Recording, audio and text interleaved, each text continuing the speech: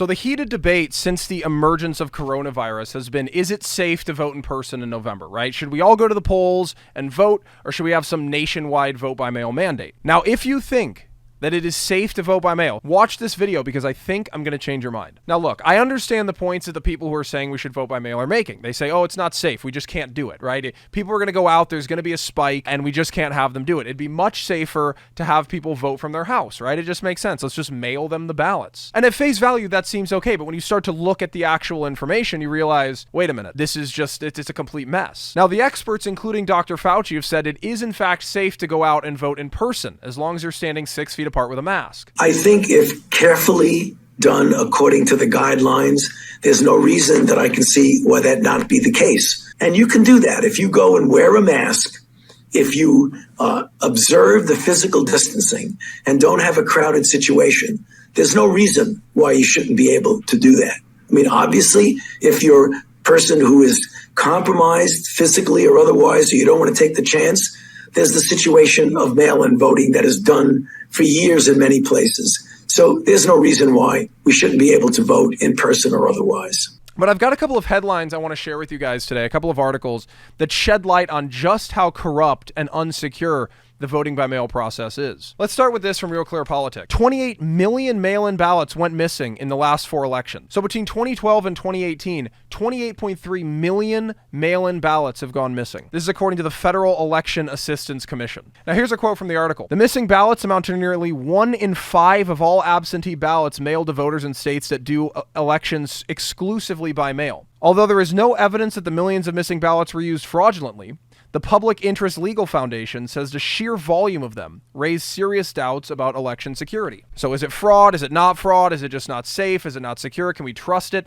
These are all questions that are being raised, but people who think it's unsafe to vote in person are just ignoring that. They're just assuming that we'll be able to figure it all out by November. We probably won't. If we can't figure it out on a small scale, probably won't be able to do it on a large scale. Here's another article. Nevada sends 200,000 mail-in primary ballots to the wrong address. 200,000. In just one state. That's just Nevada, and it's 200,000 ballots. Now imagine what could happen on a national scale. I mean, it'd be insane. So they called these ballots undeliverable, right?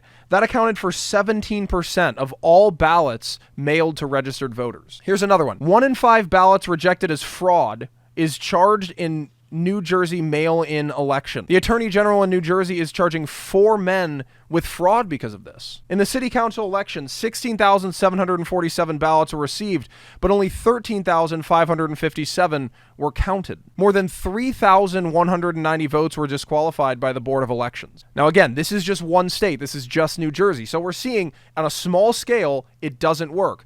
So I don't understand how people think if we just expand it and make it nationwide, that it's just somehow going to miraculously be completely safe, you know, not have any fraud, not have any issues. It just makes no sense. Here we have yet another article. Michigan rejects 846 mailed ballots because the voter was dead. The clerks in Michigan rejected 10,694 mailed ballots during the August 4th primary. This just happened, and it's during a primary election. So 846 were because the voter was dead. 2,225 were because there was no voter signature on the envelope. 1,111 were rejected because the voter moved after submitting their ballot. Again, you've got 1,111 people that just moved, right? Oh, here, I'm going to vote in this election. All right, now I'm out. It makes no sense. Another article here from PBS. California rejected 100,000 mail-in ballots because of mistakes. That's just during March. 100,000 ballots rejected just during 1 month. I mean, I don't understand how you can look at this information and think that we're going to be able to have a safe election. Now, we always have some mail-in voting during the election. I get that. And if we want to do that in this election, have at it. But I just don't personally believe that we're going to be able to have a safe, secure election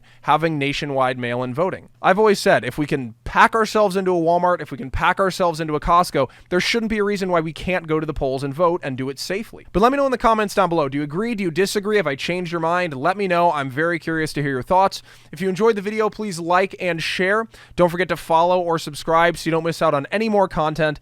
Talk to you guys later. Bye-bye.